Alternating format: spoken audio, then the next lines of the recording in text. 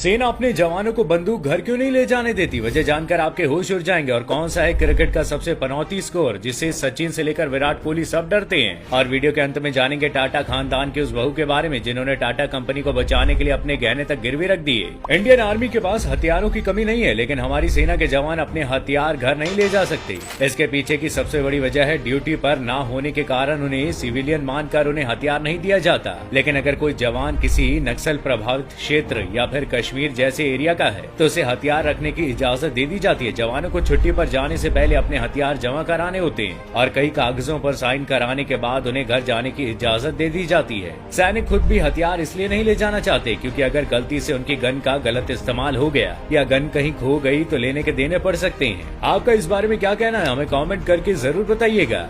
Cricket में एक ऐसा स्कोर भी है जिसे क्रिकेट इतिहास का सबसे पनौती स्कोर कहा जाता है। ये स्कोर है 111। जी हाँ, जब भी कोई टीम 111 के स्कोर पर होती है या फिर कोई खिलाड़ी 111 रन के स्कोर पर पहुंचता है तो विकेट गिरने के सबसे ज्यादा चांसेस होते हैं। स्कोर का नाम नेल्सन स्कोर है। इसे नेल्सन स्कोर कहे जाने के पीछे भी एक दिलचस्प कहानी है और वो ये है कि ब्रिटिश नेवी में वाइस एडमिरल होरेशियो नेल्सन ने एक लड़ाई में अपना एक हाथ, एक आंख और एक पैर खो दिया था और उन्हीं के सम्मान में मशहूर एम्पायर डेविड शेफर्ड 111 के स्कोर पर एक पैर पर कूदने के लिए जाने जाते थे। तभी से इस स्कोर को नेल्सन स्कोर कहा जाता है।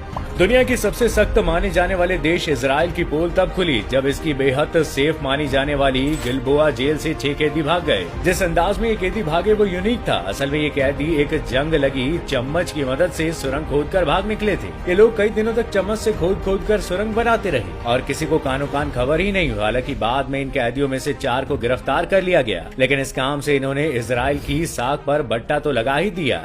टाटा खानदान में एक ऐसी भी महिला थी जिन्होंने कंपनी बचाने के लिए अपना हीरा तक गिरवी रख दिया था। साल 1920 के दौर में टाटा कंपनी के बेहद बुरे दिन चल रहे थे। उस समय पर दोराबजी टाटा की पत्नी मेहरबाई ने कंपनी को बचाने का फैसला किया। पैसों की कमी से जूझ रही कंपनी के लिए मेहरबाई ने अपना हीरा गिरवी रख दिया। कहा जाता है कि ये हीरा 245 कैरेट का था और कोहिनूर से भी दुगना बड़ा और महंगा था। उनकी इस मदद के बाद से टाटा कंपनी की गाड़ी चल पड़ी जो आज तक नहीं थमी है। बाद में इस हीरे को बेचकर सर दोराबजी ट्रस्ट बनाया गया।